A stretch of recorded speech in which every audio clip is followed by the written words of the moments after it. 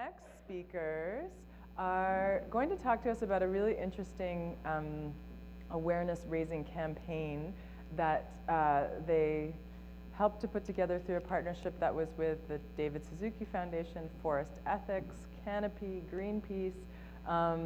I can't even begin to tell the story because I heard about the Save the Boo campaign because I work from the Center for Social Innovation, and there's this big mailing list that goes out, and one of the message was, join our fan page and help to raise awareness, sign the petition. And I started to look at the different ways they were using social media, and I thought it would be so interesting to invite these guys to talk about this issue, but also share some of the how-tos around how they're using social media to raise awareness for a really positive cause. And so I would like to introduce Dr. Faisal Mullah, who is the science director at the David Suzuki Foundation, and Catherine Grant, who is the senior boreal campaigner, got it, from Forest Ethics. And they're here to talk to us today about the Save the Boo campaign. So please give a round of applause for Catherine and Faisal. Thank you very much. This is a lovely introduction to Toronto. I've lived most of my life actually in rural Canada and just moved here from a small fishing village on the coast of British Columbia near a wonderful place called the Great Bear Rainforest, which Catherine and my organization and a few other organizations helped to protect. But what we want to talk about today is a little bit of a story. I'm going to tell you a story about lions and tigers and bears and caribou, except it's not a fairy tale, it's not a fantasy. In fact, it's a bloody nightmare. But the situation is that we can actually change the narrative if we make the right decisions, both in terms of policy and both in terms of our own daily lives and the choices that we make, such as the paper that we buy and we print things on, or the wood that we build our homes from. Now, I'm a scientist, and most of the time I speak to very technical audiences. And last week, I saw a study that got exactly 5 seconds of attention from Peter Mansbridge. It was by the foremost authority on wildlife and wilderness on the planet, a group by the name of the IUCN.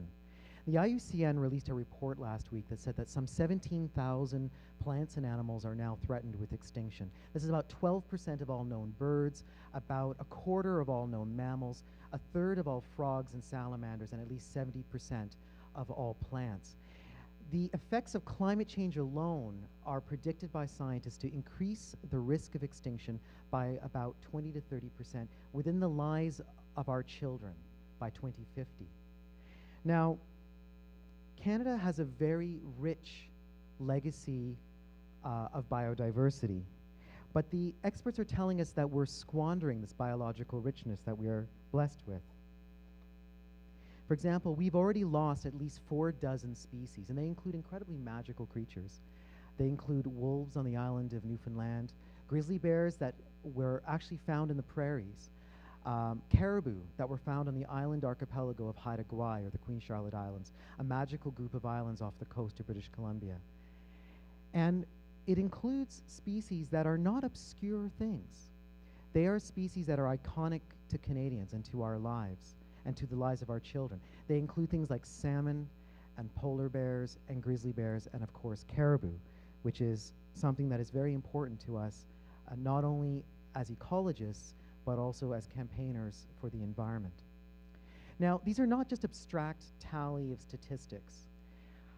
Canadians know these species quite intimately. For example, maybe you've hooked a salmon on one of our pristine rivers. Maybe you've seen a grizzly bear or a black bear when you're out camping. Perhaps you've been dazzled by a pod of orcas while you're kayaking off the coast of British Columbia. In fact, you don't even have to go that far from our urban centers to see Canada's most endangered ecosystem.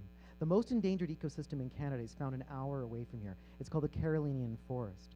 And yet the guts and feathers of a once rich assemblage of biodiversity is now fragmented and lost by homes and hydro lines and highways. Now, scientists know what is causing this environmental crisis. It's urban development, it's pollution, it's the logging of our old growth forests and our intact forests, and it's climate change. And we know that human actions are destroying the homes and the habitat of wildlife at an unprecedented rate. Now, why do we care about caribou? Well, caribou are a very important species. In fact, ecologists like myself refer to them as a keystone species because of the fact that they play an ecological role that is far disproportionate to their actual abundance in the environment. The home of the caribou is in this magical forest called the boreal forest. It's the last large intact remaining forest on the planet, along with the Amazon and the Congo rainforests. There's a map behind me that shows where it is.